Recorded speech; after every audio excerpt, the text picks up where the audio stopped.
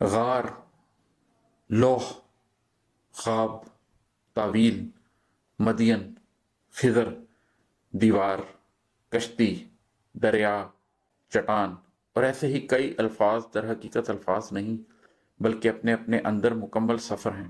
میری شاعری میں نفس و قلب کی گردان انہی راہوں میں رکھے جانے والے قدم ہیں۔ اگر کہیں ہجر و وصال ہے تو اس کا ماخذ یہی سفر ہے، اگر کہیں غم دوراں ہے تو وہ غم ہستی ہی کے پس منظر میں کھڑا ہے۔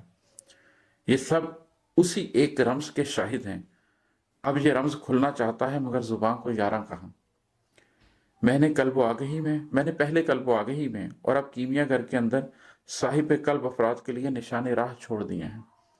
میری دعا ہے کہ کچھ لوگ بات کی رمز ضرور پالیں۔ قلب و آگہی کی طرح اس کتاب میں بھی کسی ادیب کا لکھا ہوا مقدمہ موجود نہیں ہے۔ وجہ میری وہی ضد ہے کہ یہ شاعری کی کتاب نہیں ہے بلکہ اندر کے سفر کی داستان ہے۔ میری کسی بھی کتاب کا دیباچہ اگر کبھی کوئی لکھے گا تو وہ ایسا شخص ہوگا جو اس سفر کو پورا نہیں تو کم از کم ادھوری طور پر تو سمجھ چکا ہوگا۔ ایسا وقت آنے تک میں اپنی تحریر ہی کو مقدمہ سمجھتا ہوں اور قاری کو دعوت دیتا ہوں کہ شعر سے آگے جا کر بات کی روح تک رسائی حاصل کرے۔ اسی لیے میں نے اوپر لکھا ہے کہ میں نے صاحب قلب لوگوں کے لیے نشان راہ رکھ دیے ہیں۔ مجھے اس بات پر تو طمانینت محسوس ہوتی ہی ہے کہ میں شعوری کی بجائے لاشعوری شاعری کر رہا ہوں، اور شعر میں بھی جگ بیتی نہیں بلکہ آپ بیتی لکھ رہا ہوں۔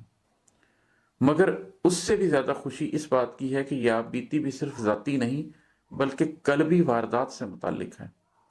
شاعری کی اس کتاب کا اندر کے سفر سے منسلک ہونا مجھے گونا گوں تسکین دیتا ہے۔